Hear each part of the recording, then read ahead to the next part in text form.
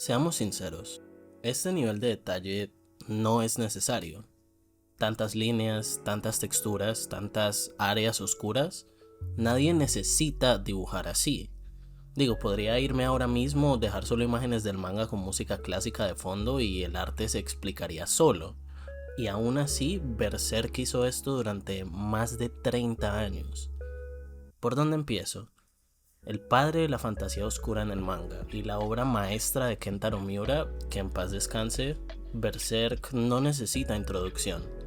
Es una de las obras más famosas y reconocidas a nivel internacional y desde su creación en 1989, sí es así de viejo, no ha hecho más que crecer en popularidad e influencia. Porque mires donde mires en el mundo del entretenimiento, Berserk está ahí. Videojuegos, manga, fantasía oscura. Esta obra se convirtió en el punto de referencia de muchísimas ideas que hoy damos por sentadas. Dark Souls, inspirado directamente en Berserk. Bloodborne, Elden Ring, también. Incluso el tropo mismo del espadachín cargando con un arma absurdamente grande empieza aquí. Pero hoy no vamos a hablar de su historia. No quiero deprimir a nadie. Como es costumbre en este canal, vamos a hablar de arte. Y desde un ángulo un poco distinto. No voy a hablar de lo bien que dibuja Miura porque eso ya lo sabemos todos, digo, solamente miren lo que les estoy mostrando. No, hoy voy a hablar de por qué nunca dejó de hacerlo.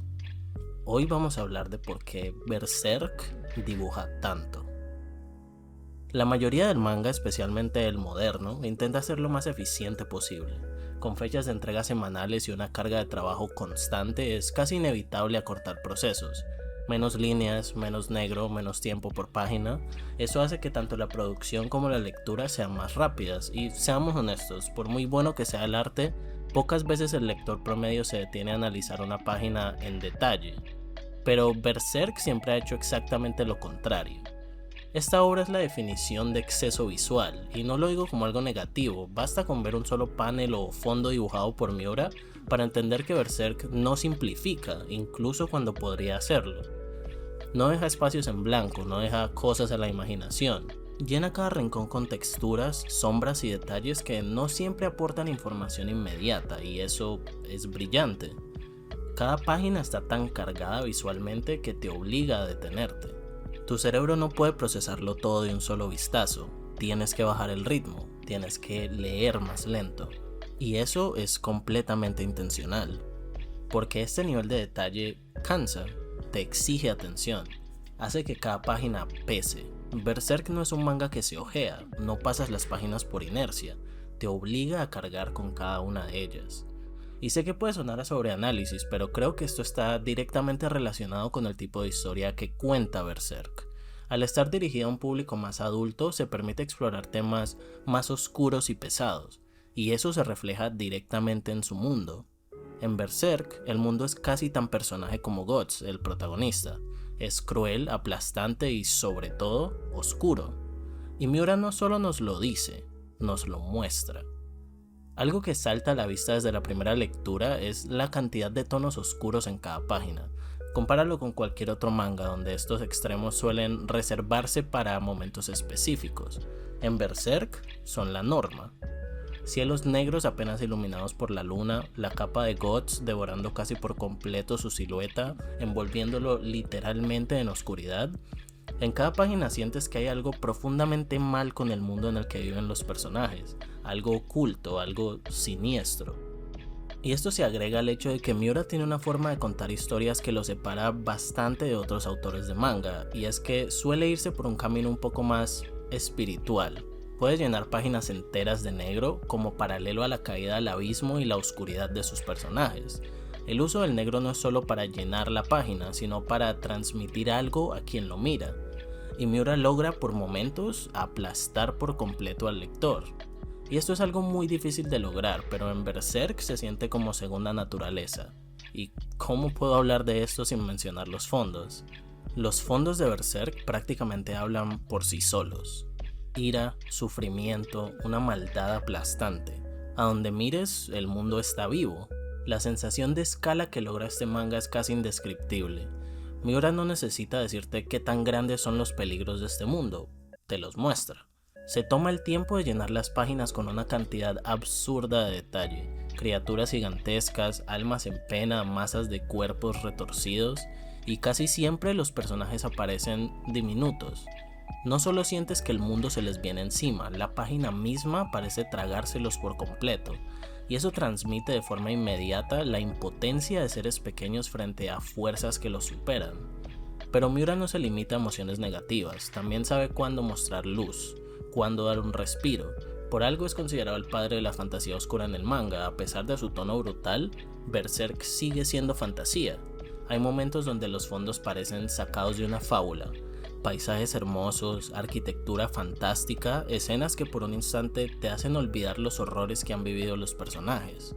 Y ese contraste es clave.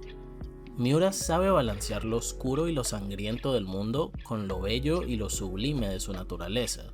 Por eso el negro y el contraste tienen tanto peso, porque cuando desaparecen el impacto es enorme.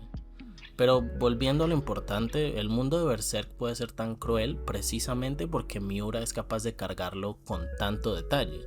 Y una pieza fundamental para lograr esto es la composición. Siempre sentí que algunas páginas de Berserk se veían clásicas, incluso cuando las veía por primera vez, y eso es por su composición. Puedes compararlas sin problema con obras del Renacimiento y Miura no tendría nada que envidiarles. Eso es lo que hace que muchas de estas escenas se sientan míticas, como casi de otro mundo. Llena la página con un mar de figuras superpuestas, creando montañas de siluetas siniestras que no solo se abalanzan sobre el personaje, sino también sobre la mirada del lector.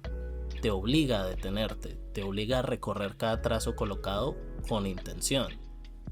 En Berserk los personajes casi siempre son pequeños. El mundo los aplasta, pero ese exceso visual no está ahí solo para lucirse o para que digas qué capo es Miura. Está ahí para recordarte constantemente que este es un mundo hostil. Y lo más importante de todo esto es que el arte no se queda estático, evoluciona. Porque el arte de Berserk evolucionó junto a Guts. Y sí, no todo se puede atribuir a decisiones artísticas aisladas. Gran parte de esto también viene de las décadas de experiencia que Miura acumuló dibujando Berserk. Cuando repites el mismo proceso durante tantos años, es inevitable que tu estilo evolucione. Pasa en todos los mangas serializados, incluso en los modernos y con muchos menos volúmenes. Pero pongamos esto en perspectiva. Berserk tiene casi 40 años de historia. Antes de la muerte de Miura acumulaba más de 10.000 páginas y empezó a escribirlo con apenas 22 años. No es exagerado decir que Miura vio crecer a su obra, pero que la obra también lo vio crecer a él. Y eso fue una ventaja enorme para el aspecto visual del manga, porque el arte no solo evolucionó a medida que Miura ganaba confianza y experiencia, sino también a medida que Guts se transformaba poco a poco en el espadachín negro. El estilo se fue afianzando. Lo que comenzó como un arte serio pero más animado y expresivo, terminó convirtiéndose en algo mucho más oscuro, definido y acorde a todo lo que Guts fue perdiendo y cargando con el paso del tiempo. Los rostros seguían siendo realistas, pero al inicio estaban más simplificados anatómicamente. Las expresiones podían estirarse, exagerarse, casi caricaturizarse. Con los años el realismo se impuso. Ojos más pequeños, bocas más contenidas, gestos más sutiles, menos exageración pero más peso emocional. Miura perdió el miedo con el tiempo a romper ciertas reglas del panel manga y empezó también a experimentar y moldear su estilo de arte cuando la escena lo necesita, lo que nos ha dejado los paneles quizá más icónicos de la obra. Y hay algo profundamente fascinante en ver cómo el apartado visual de un manga evoluciona junto a sus personajes. Lo he dicho antes y podría quedarme hablando de esto en un video entero, pero volvamos al punto. En Berserk, el arte crece, se endurece y se oscurece al mismo ritmo que Guts. Y no podemos hablar de Guts sin hablar de su espada, la Matadragones. Todo lo que crean saber sobre el personaje del espadachín con una arma absurda viene en gran parte de Berserk. La Matadragones es tan protagonista como el propio Guts, pero más allá de lo que representa dentro de la historia, me interesa cómo Miura decide dibujarla. En los paneles de acción más convencionales, muchos artistas prefieren que la hoja de la espada casi desaparezca. Se rompe la silueta para enfatizar el movimiento y lo que fue cortado. Pero ese lenguaje visual no funciona con un arma de este tamaño, y Miura lo sabía. Por eso decide mostrarnos la espada en su totalidad. Un bloque gigantesco de acero. No son líneas simples, son líneas de acción que construyen la silueta completa del arma. A veces ocupa toda la página. Y con eso no solo entendemos lo imponente que es, sino la fuerza descomunal que Guts necesita para blandirla. La matadragones no parece cortar, parece destrozar. No atraviesa al enemigo, lo aplasta.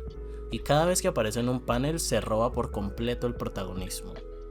Y hasta ahora hemos hablado de diseño, composición, fondos y escala, pero lo que realmente termina de cerrar este rompecabezas y define por completo lo que quiero decir en este video es el line art y el sombreado. Siempre hay muchísimo que ver en una página de Berserk, y gran parte de este espacio lo ocupan la textura y el sombreado que decide usar Miura. Una técnica que el manga no suele emplear tanto, pero que es muy común en el cómic occidental, es el cross-hatching.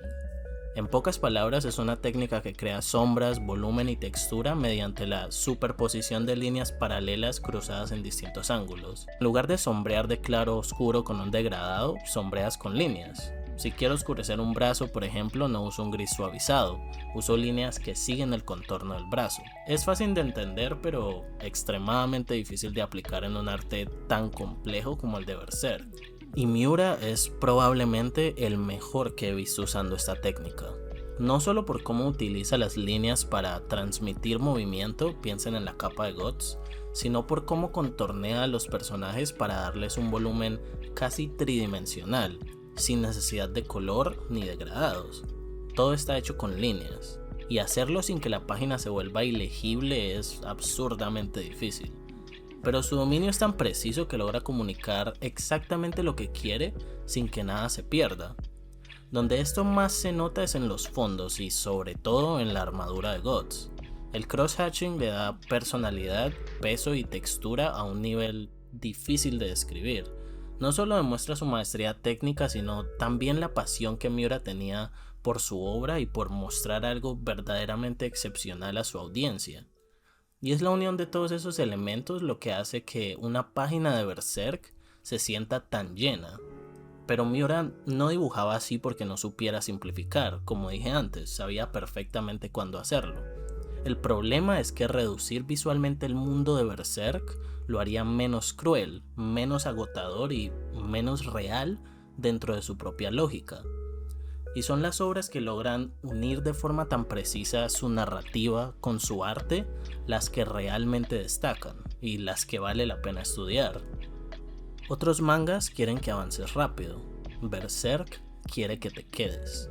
No busca comodidad, busca resistencia. La verdad es que Berserk no debería dibujarse así. Es agotador, es difícil y probablemente fue un infierno mantener este nivel de calidad durante tantos años. Es demasiado, es excesivo, pero justamente por eso funciona.